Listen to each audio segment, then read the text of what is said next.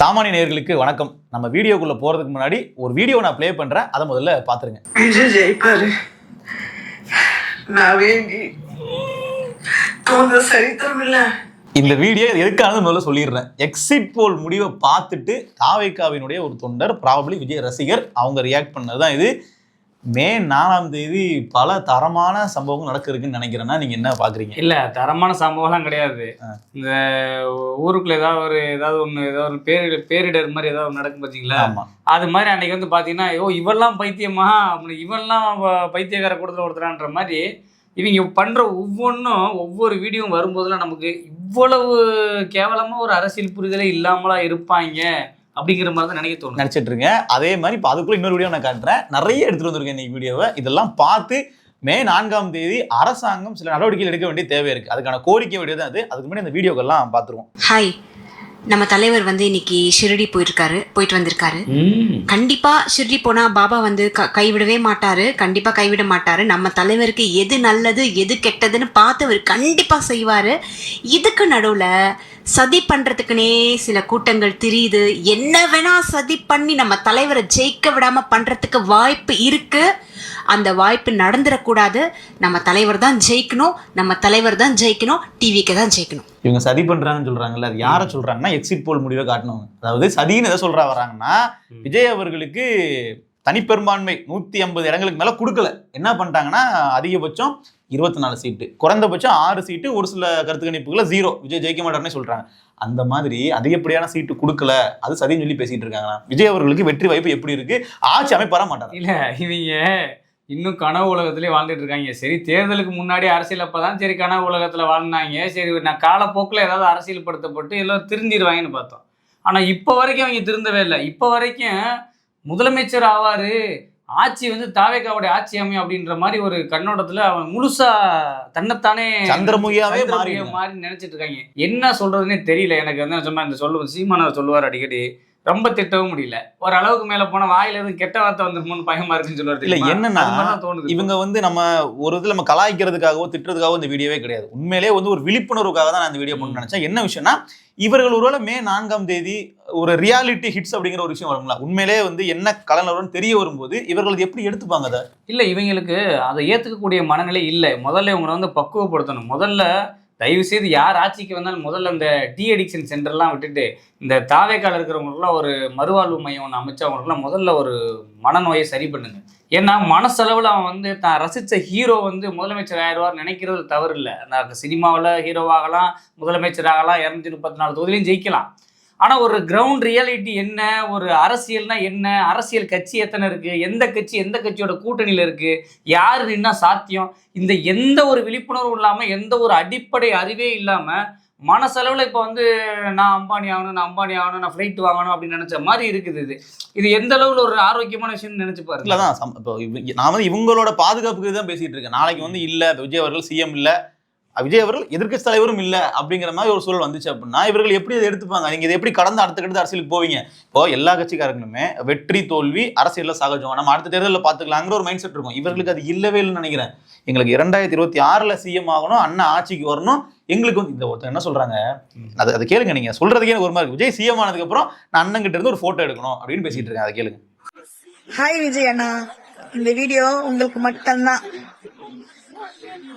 ஒரு தங்கச்சியா உங்களாண்ட நான் கேக்குறேன், கண்டிப்பா நீங்க சிஎம் ஆயிடுவீங்க. ஆயிட்டா உங்க கிட்ட போயிட்டு உக்காந்து உங்க கைய பிடிச்சு எங்களோட கஷ்டத்தை எல்லாமே உங்களாண்ட ஷேர் பண்ணோம். இது மாதிரி நிறைய இருக்குண்ணா, நான் எடுத்து காட்டிட்டே இருக்கலாம். இன்ஸ்டாகிராமுக்குள்ள போனாலே இதான் வருது, நமக்கு என்ன சொல்றதுனே தெரியல. இன்னைக்கே போய் யார் கையை பிடிச்ச ஒரு பிரச்சனையை ஷேர் பண்ற நிலைமையில இல்ல. ரெண்டாவது ஒரு சிஎம்மும் ஆக போறது இல்ல. ஆனா அவங்க மனசளவுல இவங்களுடைய கனவுகளை எதிர்பார்ப்பு பாருங்க. இப்ப எல்லாருக்கும் ஒரு எதிர்பார்ப்பு என்ன இருக்கும், எங்க அவரு முதலமைச்சர் ஆயிட்டா, எம்எல்ஏ ஆகும் நினைக்கலாம், எம்எல்ஏ ஆனா என் தொகுதி பிரச்சனை போய் நான் உங்ககிட்ட சொல்லணும், எப்படி கையை பிடிச்சி போய் உட்காந்து சொல்றேன் சொன்னார்ல, நான் மாசம் ஒரு தடவை தொகுதி வரும்னு சொன்னார்ல, வருடத்துக்கு 12 முறை அந்த மாதிரி மாசம் ஒரு முறை வரும்போது நீங்க போய் கையை பிடிச்சி காலை பிடிச்சி நீங்கள் எதையோ ஒன்று பிடிச்சி நீங்கள் அவர்கிட்ட போய் உங்கள் பிரச்சனையை சொல்லலாம். ஆனால் உங்களுக்குன்னு ஒரு அடிப்படை புரிதல், ஒரு மனநலம் பாதிக்கப்பட்டவன் என்ன மாதிரியான ஒரு மனநிலையில இருப்பானோ அந்த மாதிரி இன்னைக்கு சில பேர் வந்து வீடியோ போடுறதை நம்மளால பார்க்க முடியுது. இது எதை நோக்கி கொண்டு போகும்னா நம்மளுக்கே பயத்தை உண்டு பண்ணுது. இது எந்த மாதிரியான ஒரு மனநிலை, இப்படி இருக்கிறவன் நம்ம எப்படி சரி பண்றது, இவன் ஏதாவது ஒரு எடுக்காத முடிவு எடுத்துட்டானா என்ன பண்றது? அதுதான் சொல்லிக்கிட்டு இருக்கேன். நான் எங்க சொந்தக்காரங்க ஒருத்தங்கிட்ட நான் பேசுறேன். அவங்க என்ன சொல்றாங்க, விஜய் கட்சி ஒரு தோத்துருச்சு அப்படின்னா இங்க பல பேர் என்ன பண்ணுவாங்கன்னே தெரியாதுன்னு சொல்லி போன் போட்டு அவங்க புலம்புறாங்க. ஏன்னா சின்ன சின்ன பசங்க எல்லாம் விஜய் பின்னாடி நிக்கிறாங்க, ஓட்டு கிடையாது, ஆனா விஜய் ஜெயிக்கணும்னு சொல்லி வேலை பார்த்தாங்களே அந்த கூட்டம். அதுல ஒருத்தர் இருக்காரு பாருங்க, அதாவது சின்ன குழந்தை, அதாவது பேச்சு கூட என்ன முழுசா வராத குழந்தை, விஜய்க்கு ஓட்டு போடுங்க. விஜய் சொன்னார் இல்லையா, என்னோட பசங்க விஜய் மாமா ஓட்டு போட சொல்லி, அந்த மாதிரியான இன்ஃபுளுன்ஸ்ல பாதிக்கப்பட்டு இந்த குழந்தை என்ன பண்ணுது அப்படின்னா விஜய் ஓட்டு போடுன்னு சொல்லி பேசிட்டு இருக்காப்புல. இப்போ ஒருத்தர் இவர் இன்ஸ்டாகிராம் ரீல்ஸ் எடுத்து போடுறாரு, அவங்களுக்கு தெரிஞ்சவங்க அவங்களோட நல விரும்பி என்ன சொல்றாங்கன்னா, இந்த மாதிரி நீங்க குழந்தைய வச்சு பண்ணாதீங்க, அந்த குழந்தையோட ஆள் மனசுல வந்து விஜய் ஜெயிச்சிருவாரு நம்பிக்கிட்டு இருக்கோம், நாளைக்கு நீங்க தேர்தல் முடிவு எடுத்து காட்டுறீங்க, யாரோ ஒருத்தவங்க இன்ஸ்டாகிராம்ல எடுத்து போடுறாங்கன்னா அதை அந்த குழந்தை பார்க்கும்போது எப்படி எடுத்துக்கும், அப்ப நாமளே தோத்த மாதிரி ஒரு ஃபீல் அந்த குழந்தைக்கு வந்துடும், அதை நீங்க பண்ணாதீங்கன்னு சொல்லி. இப்ப அந்த குழந்தைக்கு அரசியல்னா என்னன்னு தெரியாது, ஃபர்ஸ்ட் அரசியல் எழுத தெரியாது, எழுத படிக்கவே தெரியாது. அந்த குழந்தை ஒரு மழலை பேச்சோட இருக்கு. நீ எந்த அளவுக்கு உனக்கு 6 அறிவு இருந்திருந்தா ஒரு மழலை பேச்சு பேசுற ஒரு குழந்தைகிட்ட போய் நீ அரசியலை சொல்லி சினிமாவை புகுத்துறது ஓகே, நீ டான்ஸ் ஆட வர்ற, அவரை மாதிரி டான்ஸ் ஆடு, பாட்டு சூப்பரா பாடுறான்னு சொன்னா ஓகே, சினிமா பார்க்க வைக்கிற.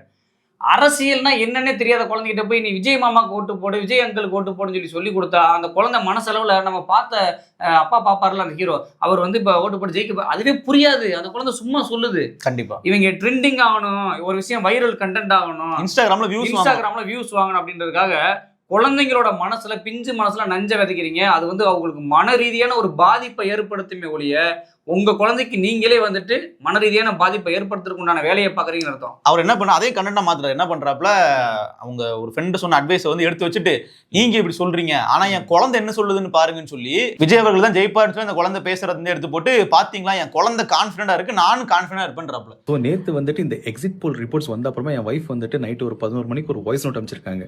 நீயும் உன் பையனும் சேர்ந்து இனிமேல் விஜய் சார் சிஎம் ஆயிடுவாரு, டிவிக்கே வின் ஆயிடும், அப்படிலாம் வந்துட்டு ரீல்ஸ் போடாதீங்க, ரிப்போர்ட்ஸ்லாம் பார்த்தா எனக்கே பயமா இருக்கு, எல்லாரும் உங்களை 2 பேர் சேர்ந்து கலாய்ச்சி விட்டுற போறாங்க அப்படிலாம் சொல்லிட்டு. ஸோ இதுக்கு வந்துட்டு என்னோட பையன் ஒரு ரிப்ளை கொடுத்துருக்கான். சத்தியமா இதை பார்த்த உடனே எனக்கு அவ்வளோ ஷாக்கிங்கா இருந்தது. எனக்கு அவங்க மெசேஜ் அனுப்பிச்சது எனக்கு தெரியாது, இவன் அதுக்கு ரிப்ளை பண்ணது எனக்கு தெரியாது. இன்னைக்கு காலையில் தான் அந்த மெசேஜை நான் பார்க்குறேன். ஒரு நிமிஷம் அந்த ஆடியோ மட்டும் கேளுங்களேன். விஜய் இந்த டைம் எல்லாம் சிஎம் ஆக முடியாது, அச்சோ மேபி அப்போசிஷன்ல உட்காருவாங்க. இந்த மாதிரி எடிட் பண்ணி நீங்களே வந்து அவர் இது பண்ணி விட்டுற போறீங்க. சும்மா இருங்க, ரியாலிட்டி யோசிங்க. சிஎம் கேட்டா காசு அனுப்பி இந்த மாதிரி போட்டு அப்புறம் பல்ப் வாங்க தேவையில்லை. சிஎம் ஜெயிப்பாலா வாங்க தளபதி விஜய்.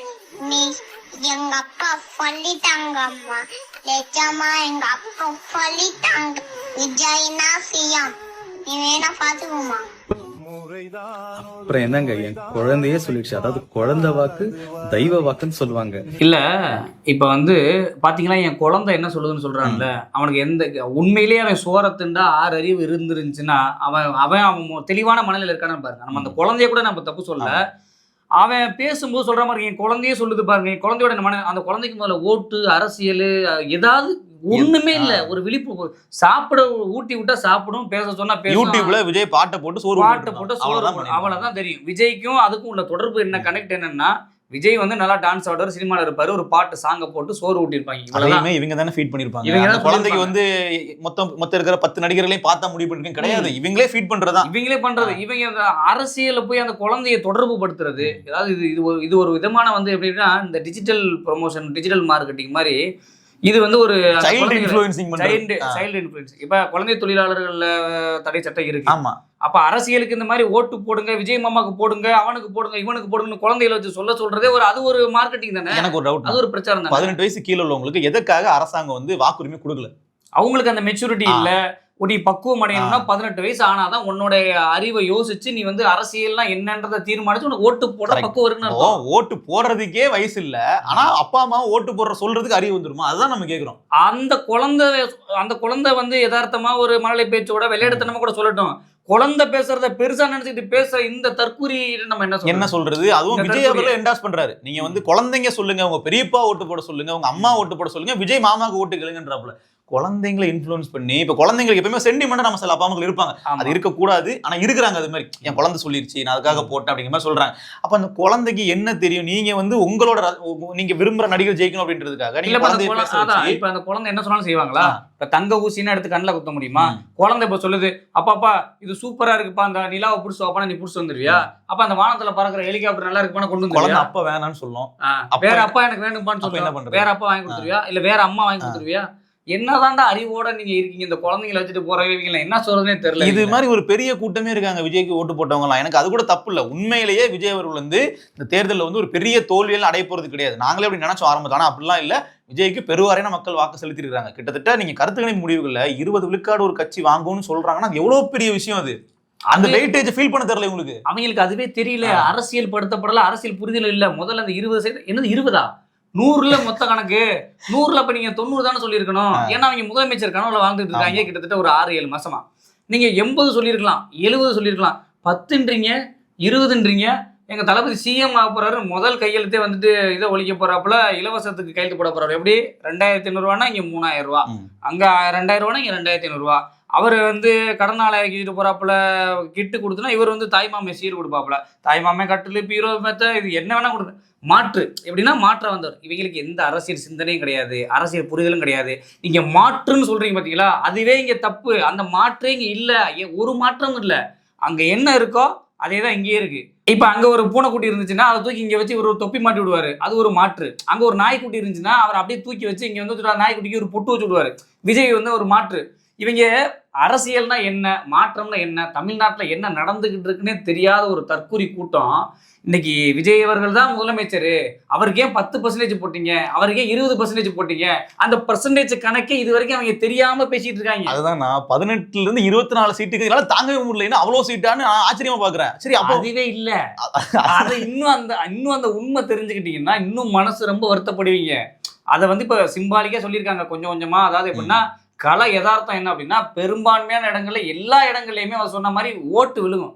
பெண்கள் வந்து படத்தை ரசிச்சவங்க ஒரு மாற்றம் வரணும்னு எதிர்பார்க்கறாங்க பாத்தீங்களா, அவங்க ஏமாந்து போய் ஓட்டு போடுவாங்க. அவங்கள சொல்லி குத்தம் இல்ல, அவங்க வந்து ஒரு மாற்றம் வரணும் அப்படின்னு நினைச்சிருப்பாங்க. ஆனா அந்த மாற்றம் எது அப்படின்றத உன்னிப்பா அரசியல் தெரிஞ்சிருந்தாங்கன்னா அவங்க வேற கட்சியை நோக்கி போயிருந்திருப்பாங்க. ஆனா ஓட்டு எல்லா இடத்துலயும் விழுந்திருக்கு. ஆனா இவர் சிஎம் ஆவாரு, 10 இடத்துல ஜெயிப்பாரு, ஒரு இடத்துல கூட ஜெயிக்க முடியாதுங்கிறத இன்னைக்கு உள்ள கலை யதார்த்தம். அதாவது விஜய் அவர்கள் நிற்கக்கூடிய தொகுதியிலே வெற்றி வாய்ப்புங்கிறது பல கேள்விக்குறிகள் இருக்கு இந்த இடத்துல. அப்போ அவரை தாண்டி யார் ஜெயிப்பா? நீங்க ஒரு ஆளை பின் பாயிண்ட் பண்ணி காட்டுங்களா. இப்போ நீங்க வில்லிவாக்கம் தொகுதியில் ஆதோ ஜெயிப்பாரா? அப்போ வந்து இப்போ அண்ணா நகர் கார்த்திகை நிற்கிறாப்புல, அப்போ அவர் ஒரு வேட்டான கரையிடான ஒரு கேள்வி வருது. இப்போ சென்னை உள்ளிட்ட பகுதிகளில் தான் தாவேக்கு அதிகப்படியான வெற்றி வரும்னு கருத்து முடிவுகள் சொல்றாங்க. நம்ம கொஞ்சம் இன்டெப்தா நம்ம போய் பார்த்தோம்னா எந்தெந்த தொகுதியில் இப்போ புசியானந்த அவர்கள் ஜெயிப்பாரா? டி நகர் இல்ல, இப்ப டி நகர் நீங்க இருந்திருக்கீங்க, நீங்க டி நகர்ல உள்ள டி நகர் தொகுதியில கள ஆய்வு பண்ணி கிட்டத்தட்ட ஒரு 300-400 பேட்டி எடுத்து வச்சிருக்கோம், ஹார்ட் டிஸ்க்ல இருக்கு. அந்த 300-400 பேட்டியில திமுக அதிமுகவை தவிர அவங்க எதையுமே சொல்லல. அப்ப எங்க டி நகர் சத்யா எனக்கு வேணுங்க. அதிமுக சத்யா அவர்கள் வந்து எவ்வளவு எட்ஜ்ல வந்து போன தடவை தோத்தாருங்க, வெறும் 182 ஓட்டம் என்னமோ தான் தோத்து போயிருக்காரு. அவ்வளவு பேர்கிட்ட வந்து கட்சியை தாண்டி ஒரு தனிப்பட்ட ஒரு அனுமானத்தை சம்பாரிச்சு வச்சிருக்கக்கூடிய வேட்பாளர்கள் போட்டி போற ஒரு தொகுதி. அங்க போய் திடீர்னு வந்து நீங்க பாட்டு இட்டுன்னு போறவர் போய் அங்க நிப்பாட்டிட்டு விஜய்ன்ற ஒரு முகம், சரி எல்லா தொகுதியிலையும் ஓட்டு இருக்கு, எல்லா ஏரியால ஓட்டு இருக்குன்னு நம்ம சொல்லிட்டோம், அதுக்கு ஓட்டு விழுகும்னு சொல்லுங்க. ஒட்டுமொத்தமா வந்து இவர் தான் ஜெயிப்பாரு சொன்னோன்னு நீங்களாவது ஒரு பக்கம் இப்ப நம்ம ஜெயிப்பாங்க, எத்தனை தொகுதி ஜெயிப்பான்னு பேசிட்டு இருக்கோம். அங்க ஒருத்தர் அமைச்சர் பட்டியெல்லாம் போட்டு ஒரு லிஸ்ட் போட்டு வச்சிருக்காங்க. எப்படின்னா ஒருத்தர் போலீஸ் மந்திரி போட்டு போக்குவரத்து அமைச்சர், இட்டுன்னு போறது. இன்னொருத்தர் பாத்தீங்கன்னா ராணுவ அமைச்சரா, ராணுவம் டேய் அட தற்கூறிங்களா, படிங்கடான்னு சொன்ன மாதிரி அந்த மீம்ஸ் ஒன்று போட்டு ட்ரெண்டிங் ஆயிட்டு இருக்கு. மத்தியில இருக்கிறவர் தான்ப்பா ராணுவ அமைச்சர், இங்க இருக்கிறவர் வந்து போலீஸ் காவல்துறை அமைச்சர் தான். அந்த போஸ்டிங் இங்க இல்லடா அப்படின்னு சொன்னாலும் கேட்க மாட்டாங்க. அதை வேற விஜய்க்கெல்லாம் கொடுத்து வச்சிட்டாங்க. மகளிர் வந்து பாதுகாப்பு வந்து அந்த துறை இவர் எடுத்துப்பாப்பையா, அவர் பாதுகாப்பு போறாரு. ஆனா இது முழுக்க நான் உண்மையிலேயே எனக்கு வைத்தறிச்சலா இருக்கு, ரொம்ப மனசு கஷ்டமா இருக்கு. இந்த அளவுக்கு ஒரு அறியாத ஒரு கூட்டத்துக்குள்ள நம்மளும் வாழ்ந்துட்டு இருக்கு நினைக்கும் போது எனக்கும் அதே உணர்ச்சி எப்படி ஹெவியா இருக்கு. என்னன்னா ஏன்னா அவங்க நினைக்கும் போது நமக்கு வருத்தமா இருக்கு. உண்மையிலேயே நம்ம இதை கேலி பண்றது, நம்ம இது பண்றது நம்ம கடந்து போயிடுறோம்.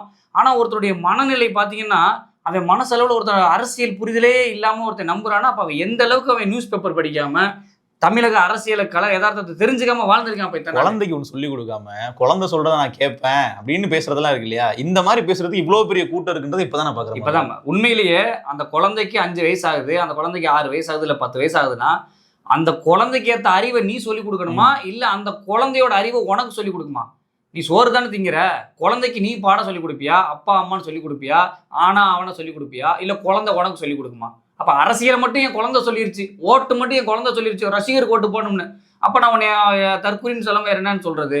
குழந்தைங்களை வச்சு அரசியல் பண்ணும்போது கொஞ்சம் யோசிக்கணும். நம்ம குழந்தைக்கு என்ன தெரியும்? நம்ம குழந்தை இல்லை, எந்த குழந்தைக்குமே குழந்தை தான். குழந்தைக்கு எதுவும் தெரியாது. குழந்தைய வந்து அரசியலோட தொடர்பு படுத்துறது, நம்ம விரும்பக்கூடிய தலைவர்களோட ஒப்பிட்டு அவங்களுக்கு வந்து வேலை செய்யற மாதிரி வீடியோ எடுத்து போடுறது, இதெல்லாம் வந்து 6 அறிவு உள்ள ஒரு மனுஷன் எவனுமே வந்து அதை செய்ய மாட்டான். அது எந்த கட்சிக்கும் பண்ணக்கூடாது, எந்த கட்சியும் பண்ணக்கூடாது. 6 அறிவுக்கு கம்மியா ஒருத்தன் இருக்கான் அப்படின்னா அவனுக்கு தான் இந்த மாதிரி யோசிக்க தோணும். பாத்தீங்களா குழந்தை, ஏன்னா அவனுக்கு அரசியல் புரிதல் கிடையாது, அரசியல்னா என்னன்னே தெரியல.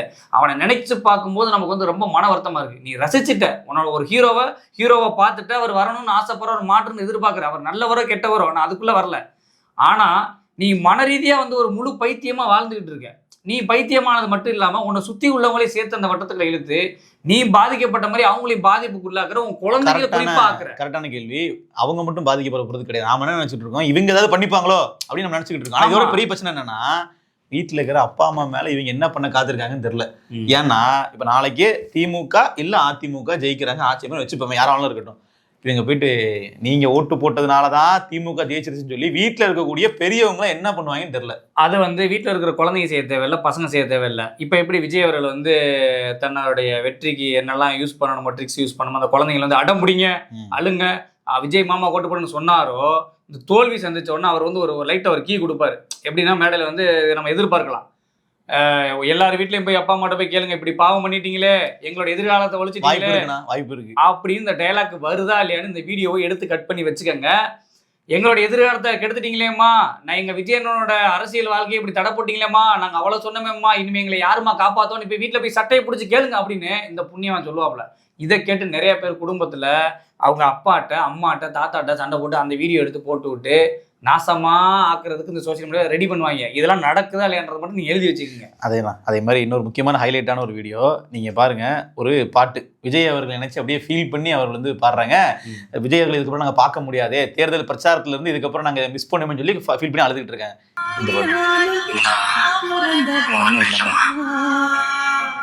விட்டுட்டு போனவன் தானே, இதுக்கப்புறம் விஜய் பார்க்க மாட்டோம்னு சொல்லி ஃபீல் பண்ணி பாடுறாங்க.